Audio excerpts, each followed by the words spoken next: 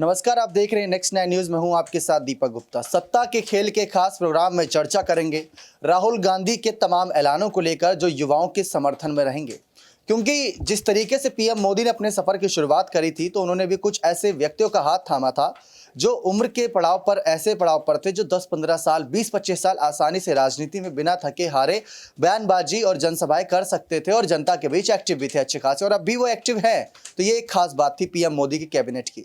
राहुल गांधी के पीएम बनने के कयास बहुत तेजी से लगाए जा रहे हैं। सबका ये मानना है कि राहुल जितनी मेहनत कर रही हैं, हो सकता है इस बार 2024 में वो चमत्कार हो कि राहुल गांधी प्रधानमंत्री पद की दावेदारी जीतते नजर आए। ये कयास ही है, हम इस पर यहाँ पर पुष्टि नहीं कर रहे, कोई बात स्पष्ट नहीं कर रहे, लेकिन अगर ये कयास है तो राहुल गांधी का कैबिनेट कैसा दिखेगा? वो एक सपनों वाला जो कैबिनेट राहुल गांधी कई सालों से संजोए बैठे, उस कैबिनेट में किन किन को जिम्मेदारियां मिलेंगी। खैर, लगभग हमारा चैनल अगर देखा जाए पायलट की बड़ी जिम्मेदारी, कन्हैया कुमार की बड़ी जिम्मेदारी को लेकर पहले भी कई दावे कर चुका है, लेकिन इस बार कुछ ऐसे कयास लगाएंगे जो शायद आगे आने वाले वक्त में हकीकत होते नजर आए, क्योंकि बिहार से कन्हैया कुमार और राजस्थान से सचिन पायलट दोनों को ही दोनों राज्यों ने ज्यादा कुछ नहीं दिया। उन्होंने तो बहुत भरपूर समर्थन दिया, जनसभाएं करी, लोगों की सेवा करी, लेकिन जिस तरीके से कन्हैया कुमार लोकसभा चुनाव 2019 में हारे थे, 4 लाख से ज्यादा मतों से हारे थे, ये बहुत बड़ा जनादेश था। और सचिन पायलट चुनाव जिताने के बावजूद भी सीएम पद से दूर रहे, और 2023 में चुनाव जीतेंगे नहीं जीतेंगे वो बात की बात है। और अगर रिवाज चल जाता है, बीजेपी की सरकार आ जाती है तो क्या करेंगे पायलट, ये भी एक सवाल रहेगा।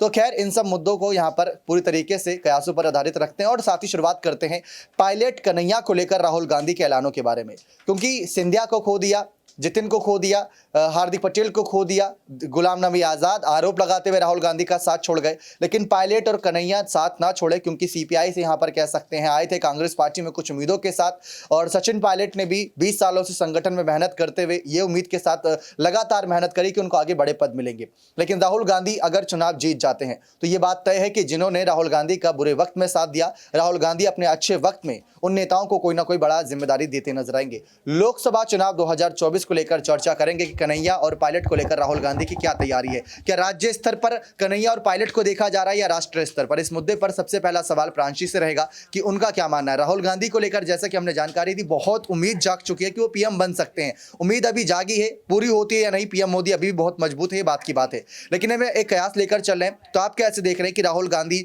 अपनी कैबिनेट अगर आगे ऐलानबाजी भी करते हैं, चुनावी के दौरान ऐलानबाजी करते हैं, क्या उसमें राज्य स्तर से नेताओं को उठाकर राष्ट्रीय स्तर तक लाएंगे और उसमें पायलट और कन्हैया की जिम्मेदारी रहेगी? जाहिर सी बात है दीपक, हमें ये सभी देखने को मिल सकता है। जैसा कि आपने एक यहाँ पर देखा जाए एक नए टॉपिक की शुरुआत की है कि पीएम नरेंद्र मोदी को किस तरीके से वह यहाँ पर चुनौती देते हुए नजर आ सकते हैं आने वाले समय में, क्योंकि राहुल गांधी में कई बड़े बदलाव देखे गए, लेकिन कहीं ना कहीं गौर किया जाए तो आज भी सोशल मीडिया पर उनके तमाम वीडियोज वायरल हो रहे हैं। उनसे हटकर भी यहाँ पर राहुल गांधी के समर्थन में आज जनता भी उतरती हुई नजर आ रही है। वो जनता जो एक वक्त उनका मजाक उड़ाती हुई नजर आती थी, लेकिन आज राहुल गांधी को समर्थन देती हुई दिखाई दे रही है। तो ऐसे में देखा जाए अगर पीएम पद की दावेदारी के लिए वह वाकई में विपक्ष की तरफ से आगे किया जाता है, विपक्ष का चेहरा उन्हें वाकई में बनाया जाता है, तो कहीं ना कहीं राहुल गांधी यहां पर चुनौती दे सकते हैं, लेकिन जीत वह हासिल कर सकते हैं इस पर अभी स्पष्ट तरीके से कुछ नहीं कहा जा सकता, क्योंकि पीएम नरेंद्र मोदी का जो अनुभव है, जो उनका एक्सपीरियंस है, वह काफी हद तक उनसे अधिक ज्यादा है। उन्होंने अध्यक्ष पद संभाला है। अगर हम देखें, पायलट हो गए, कन्हैया हो गए, जब भी बयानबाजी करने आते हैं तो वो किसी छोटे मंत्रियों को या पार्षद या सांसद को नहीं, सीधा पीएम मोदी पर हमलावर होते हैं, तो उसका आप किस तरीके से देखिए? फिलहाल देखा जाए पीएम नरेंद्र मोदी देखा जाए तो हर किसी के निशाने पर बने हुए हैं।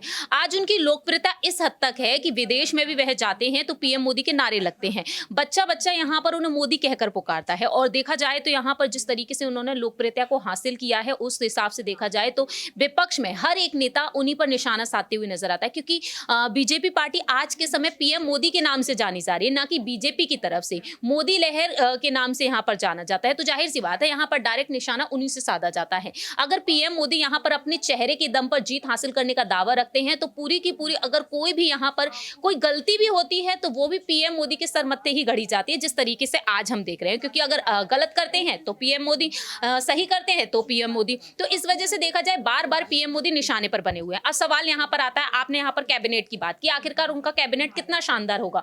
वाकई में बेहद शानदार हो सकता है उनका कैबिनेट, क्योंकि राहुल गांधी जो यहाँ पर देखा जाए संघर्ष करते हुए नजर आ रहे हैं। उनकी भारत जोड़ो यात्रा में कई ऐसे नेता शामिल हुए हैं, उन पर अगर गौर किया जाए, अगर राहुल गांधी यहाँ पर अनुभव को और साथ ही साथ यहाँ पर सोच को लेकर चलते हैं तो कई ऐसे वरिष्ठ नेता हैं जिन्हें जगह मिल सकती है, जैसे कि मध्य प्रदेश में कमलनाथ हैं, दिग्विजय सिंह हैं। दूसरी ही तरफ देखा जाए तो यहाँ पर महाराष्ट्र कांग्रेस से भी कुछ नेताओं को लिया जा सकता है, राजस्थान में अशोक गहलोत है, सचिन पायलट हैं, उनके अलावा यहाँ पर और भी कई ऐसे मंत्री हैं। यूपी में गौर किया जाए तो कई ऐसे नेता उभर कर सामने आएंगे। हालांकि अगर गौर किया जाए यहाँ पर, अगर कपिल सिब्बल आज अगर इस पार्टी का हिस्सा होते तो कहीं ना कहीं कपिल सिब्बल को पूरी तरीके से कांग्रेस में शामिल किया जा सकता था, क्योंकि वह निर्दलीय से चुनाव लड़े थे। और दूसरी ही तरफ देखा जाए तो यहाँ पर गुलाम नबी आजाद होते तो कहीं ना कहीं कैबिनेट और भी ज्यादा शानदार होता। तो जो नेता जो उनका साथ छोड़ के गए हैं, कहीं ना कहीं वो नेता यहाँ पर कैबिनेट में शामिल होते हुए दिखाई देते। लेकिन अब कांग्रेस में एक नई पहल की शुरुआत हो रही है। यहाँ पर सिद्धू को अलग से जिम्मेदारी देने की बात कही जा रही है, अगर वह जेल से रिहा हो जाते। कहीं ना कहीं उनकी पत्नी को आगे किया जा सकता है।